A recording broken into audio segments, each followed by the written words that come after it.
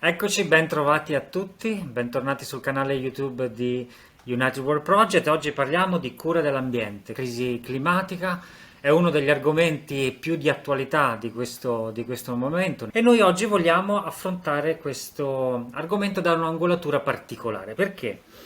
Ne parliamo con un ricercatore in chimica che è Antonino Puglisi, lo vedete qui collegato con me, e con Bianca Carvaio. Sia Antonino Puglisi sia Bianca Carvaio fanno parte di una task force particolare del focolare Ecoplan. Allora, Ecoplan si può capire già dal nome. Eco, quindi ecologia, plan, quindi un piano per l'ecologia.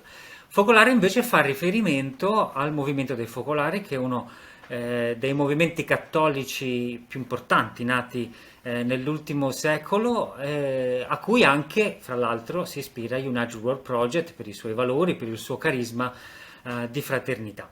Allora, che cosa si intende quando si parla di focolare Ecoplan? La cura per l'ambiente è stata indicata come uno degli obiettivi fondamentali per il prossimo sessennio del movimento.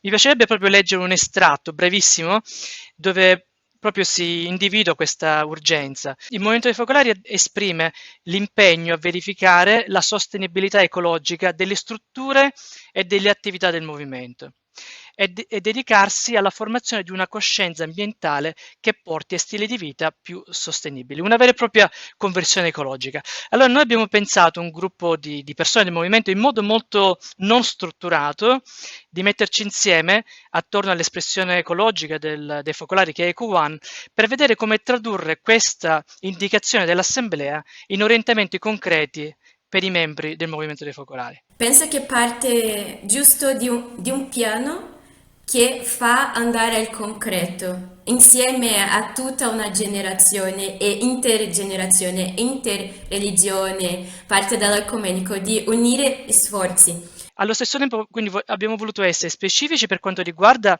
le radici spirituali che lo animano, ma anche molto aperto per quanto riguarda l'implementazione a livello locale, che rispecchi il più possibile appunto le culture locali, nazionali e così via. Quindi, se ho ben capito, è molto inclusivo proprio anche delle altre tradizioni, delle altre culture, di cui fra l'altro il movimento è anche portatore, perché è sparso in tutto il mondo. In un certo senso, diciamo, questo percorso su cui ci siamo imbarcati è un'autostrada, se vuoi, del dialogo, perché anche se ci sembra difficile immaginarlo in Europa, nel mondo più dell'80% delle persone si riconosce ancora in una fede religiosa.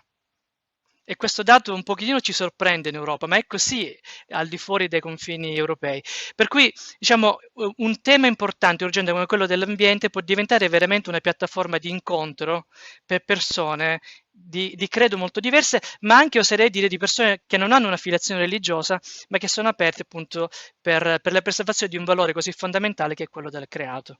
Secondo voi, perché una persona di fede, una persona cristiana, dovrebbe occuparsi anche di questo? Papa Francesco, insieme ad altri leader religiosi, nell'ottobre del 2021 si sono messi insieme per cercare di capire come lavorare insieme per la cura del creato e hanno lanciato questa idea di Faith Plans for People and Planet, cioè di fare dei piani per le persone e per la creazione, per la natura. Quindi chiede alle persone delle varie religioni di mettersi a pensare concretamente come motivare e mobilitare i propri membri a favore della natura. Questo processo che stiamo facendo parte anche da ispirare, ma a partire del personale, come vivo io oggi, come mio stile di vita e come io impatto nell'ambiente, nella casa comune che abbiamo. E di vedere come comunità quale impatto che abbiamo e cosa possiamo fare per avere un impatto positivo. Un altro punto che mi sembra, da quello che avete raccontato, che sia un valore aggiunto di questo processo, è il fatto della presenza della comunità. Cioè è una guida che uno anche singolarmente può mettere in pratica, ma poi c'è un valore aggiunto, c'è uno scatto che è la presenza della comunità, che probabilmente anche incoraggia a continuare queste azioni, perché a volte non è semplice. Il concetto di salvezza, almeno così come lo intendiamo in Occidente, nel cristianesimo, non è soltanto la salvezza dell'uomo individualmente, ma è sempre una salvezza cosmica. Cioè, noi ritorniamo a Dio, se vuoi, dal punto di vista almeno cristiano, ma anche tante religioni condividono questo, insieme con un senso di fraternità che abbraccia tutto il creato, quindi anche gli animali e le piante. La salvezza è sempre un fenomeno cosmico, quindi anche questo penso che cuce insieme, se vuoi, una visione di interrelazionalità tra l'uomo, l'essere umano e il resto della creazione e giustifica anche l'azione ecologica delle comunità di fede. Seed Funding Program, Focolare Ecoplan, anche fanno parte di una campagna che è stata creata anche per abbracciare non solo i movimenti focolari, però tutti quelli che vogliono contribuire, si chiama la campagna Dare to Care, che è prendere cura del pianeta, delle persone, come abbraccia tutta una comunità che guarda un stesso obiettivo. Quindi anche questo è un mezzo per costruire la fraternità. E come dice Papa Francesco, nessuno si salva da solo. Paolo, è importante ricordare che le religioni, di nuovo, è difficile immaginarle in Europa, ma fuori dall'Europa questo è molto, molto evidente, contribuiscono in larga parte anche, per esempio, all'educazione mondiale. In Africa 2 su 3 scuole o 3 su 4 scuole sono legate in qualche modo a istituzioni religiose. Si stima che il 15% della superficie mondiale, contiene anche tante foreste, hanno qualche legame sacro con qualche religione. Quindi le religioni veramente hanno tante risorse, sia di tipo economico-finanziario, ma anche di influenzare il pensiero, di influenzare tantissima gente.